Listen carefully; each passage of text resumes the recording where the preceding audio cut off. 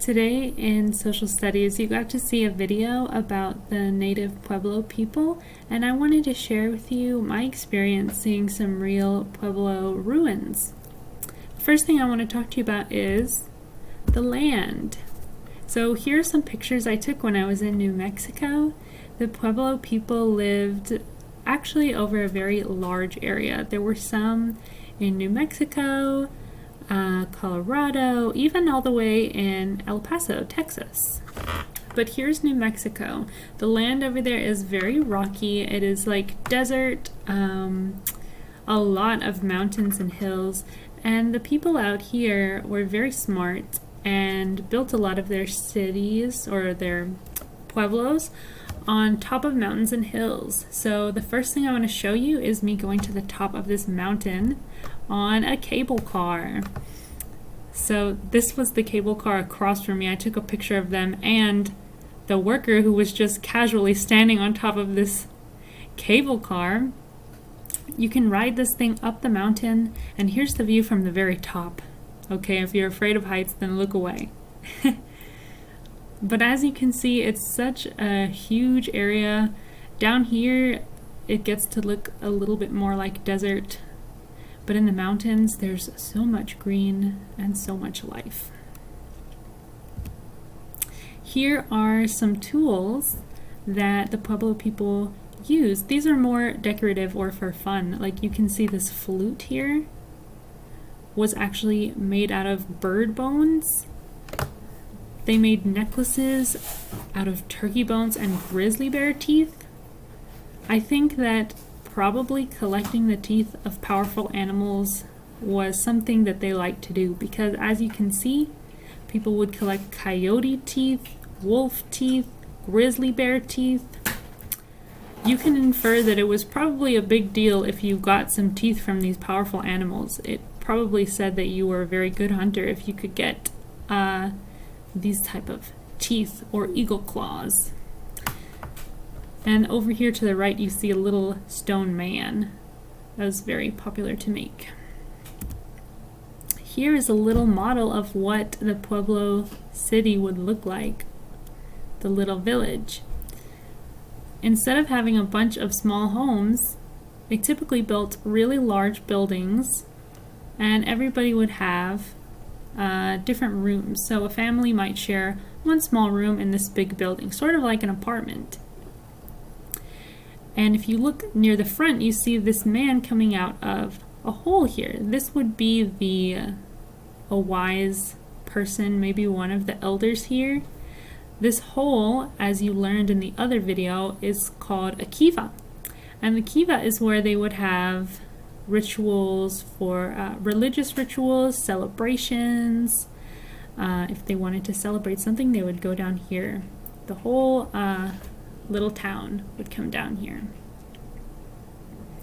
Another thing you might notice is they're not wearing a whole lot of clothes. Well, that's because they're out in the desert. It's very hot out there.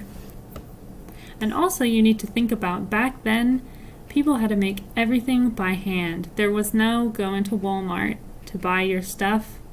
There was no, even if you wanted to cut down a tree, for example, to use those resources, you would have to make your tool for cutting down a tree. You couldn't just go out and buy it. Everything had to be made by hand. Or if you met somebody who was extra good at making things, you'd have to trade some things with them.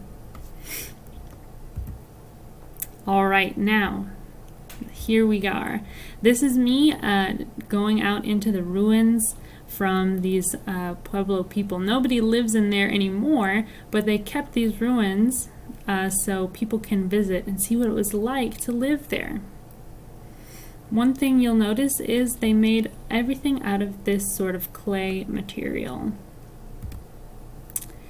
Here's inside one of those big apartment-looking buildings that you saw earlier, and I want you to notice that over here in this corner is a door. They actually just had to carve out the door or any sort of indentation or window, and on the right side you'll see a fence. You can see this fence was just made out of sticks and things that could be found outside. Again, you couldn't really buy things like you do now. Everything had to be made homemade. Now, this is what it looks like inside of that hole, the kiva. This one, you can't really tell by the picture, but it is quite large. It probably could fit a whole classroom down there. And this was located right outside the main building or main part of the town. It looks like a bunch of fences right here in this picture, but those actually used to be small homes. They used to be more of that building you see back there. But because it is so old, some of them have fallen down. Okay, this picture I know will entertain a lot of you. This is a picture of a school. Yes, this hole in the ground was actually what children would go to for school. What would happen was all of the children would sit on the top of this hole, all around this ring, and then in the middle of the hole, slightly underground, would be a storyteller or an expert, just somebody who was wanting to teach them. And they would teach mainly through telling stories. So if you think school is hard now, just imagine having to sit out in the sun all day around a hole, just listening to someone tell stories. That was definitely some harder times back then. Another thing I saw when I was in New Mexico hiking around is these drawings. They're called petroglyphs, and this is how the native people would tell stories and record important things. They would draw these pictures, and each picture means something different. So for example, this little icon, you see it here, you see him right over here, and on the right there's a slightly bigger picture. That is supposed to be a person. So you can see people, there are animal pictures. This spiral right here is a very, you'll see that a lot if you look at petroglyphs.